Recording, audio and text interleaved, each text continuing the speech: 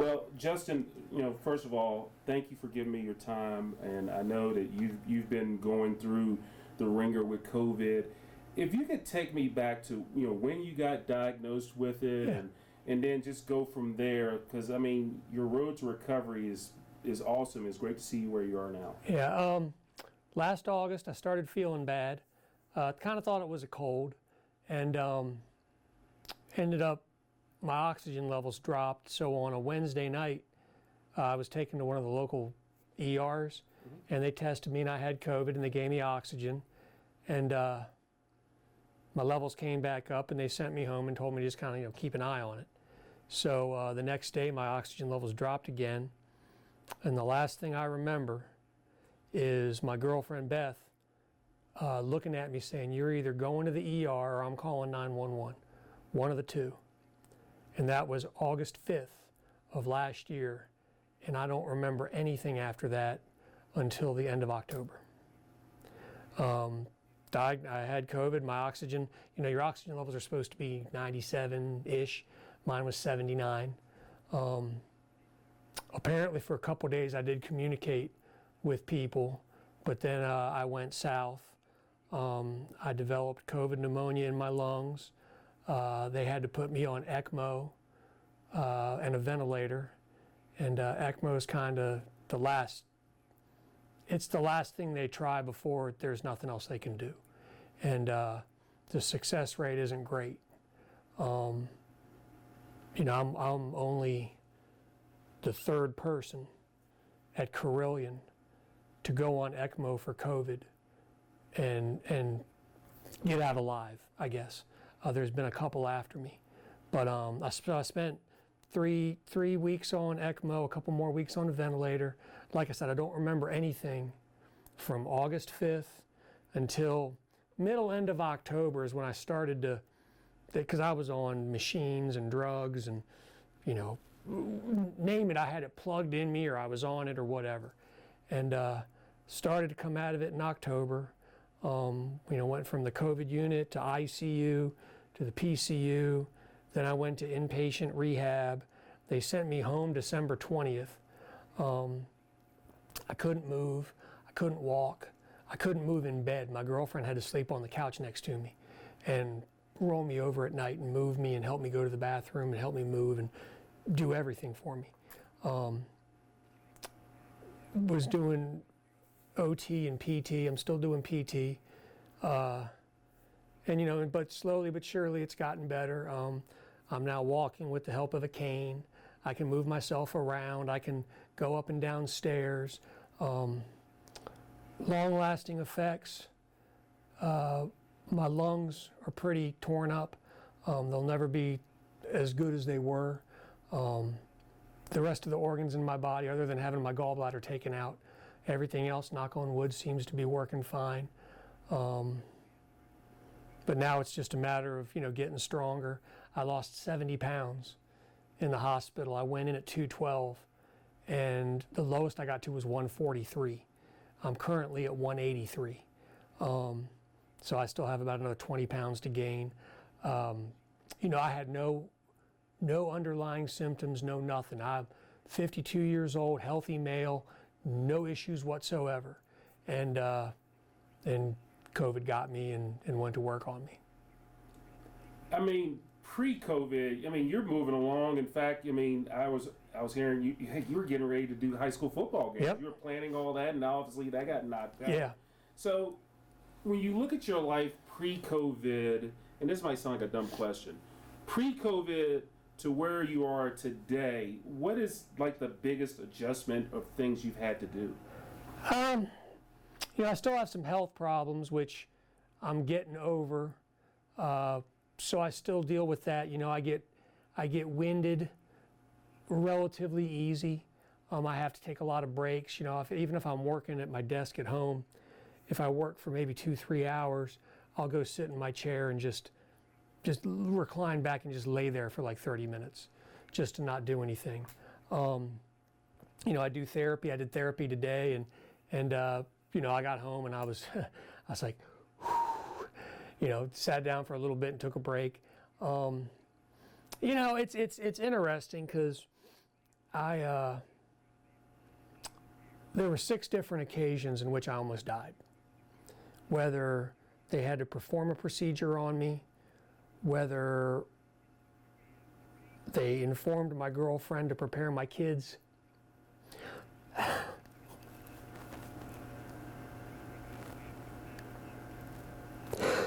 Sorry. It's okay.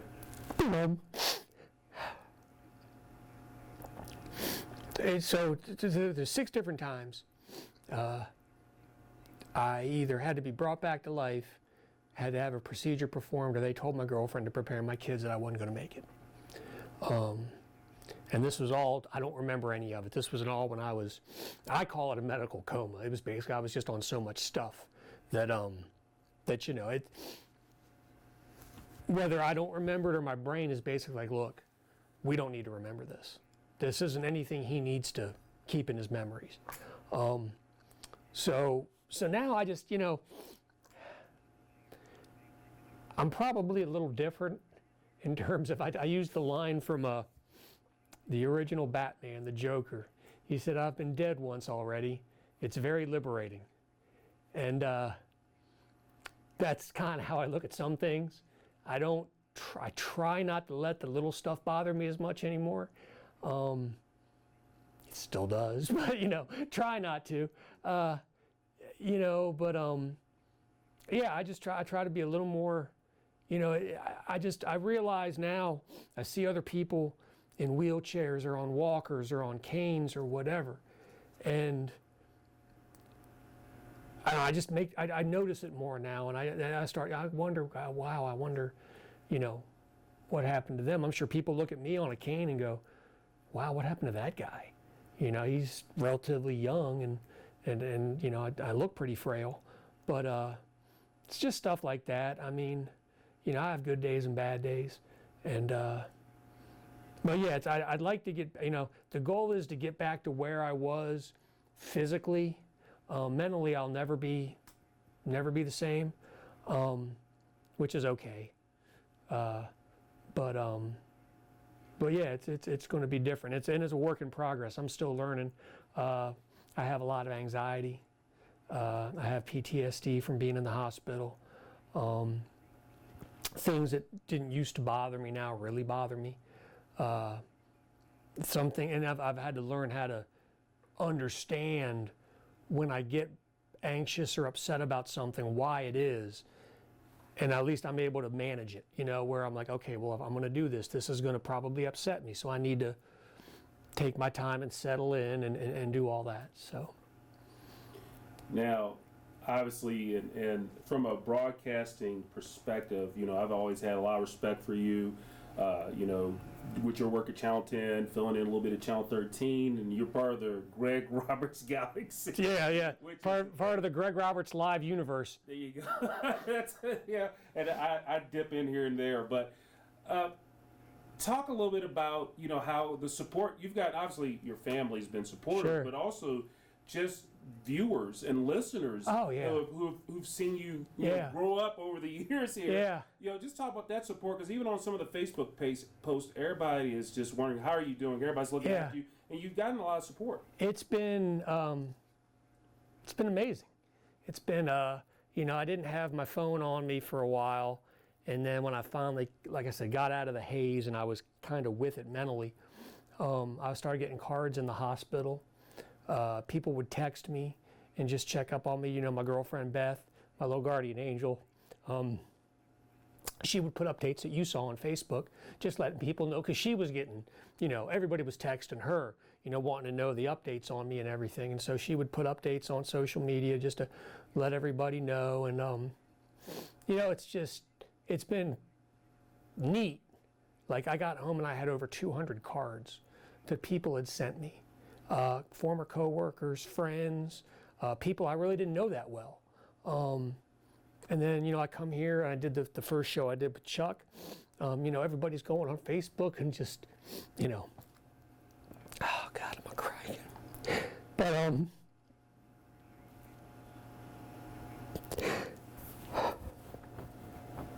I do this a lot. I didn't used to do this a lot, but now I do. got to get used to that change. I need to start carrying tissues around or something. It's a little ridiculous. No, it's okay. But It's okay. but yeah, I mean, people putting messages on Facebook, or if I put an update on Facebook, people are responding, and people, a lot of them are really good friends. Some of them I don't know that well. Some of them know me from TV or radio, like you said, and I got people coming up to me all the time, grown men who I barely know, going, "Can I give you a hug? It's just so nice to see you out. Do you mind if I hug you?" And I'm always like, "Hey, man,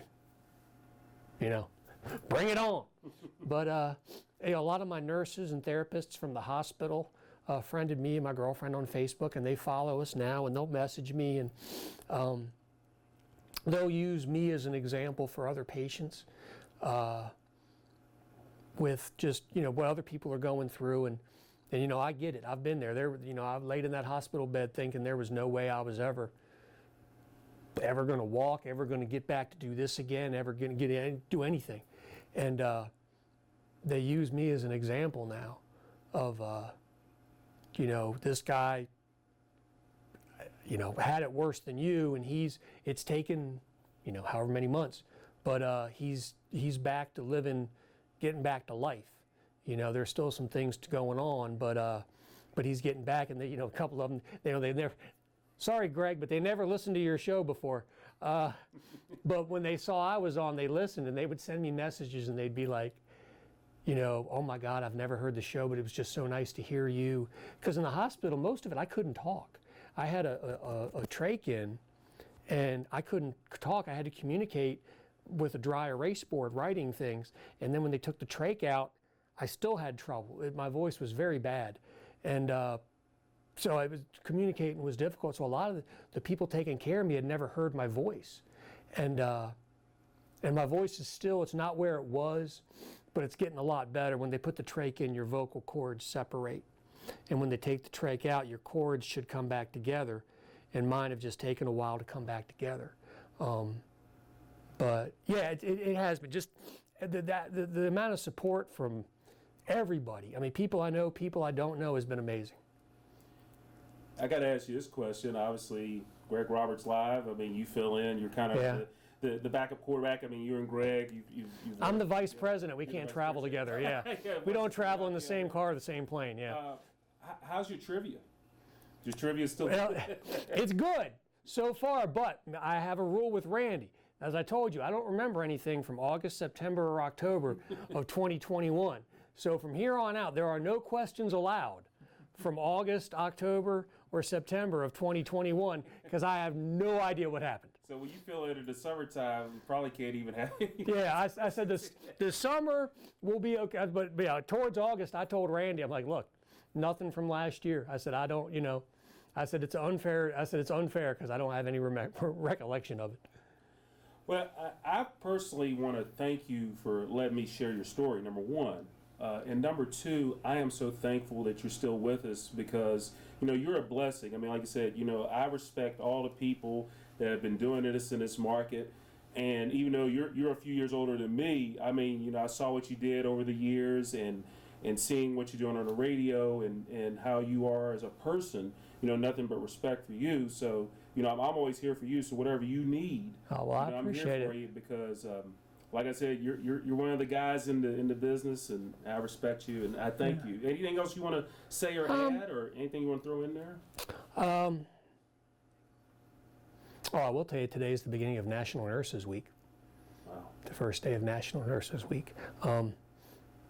It's just, I just thanks to everybody. I mean, it's been, all the doctors, nurses, therapists, nursing assistants, PAs, orderlies, housekeepers, whatever, anybody, obviously my girlfriend Beth, who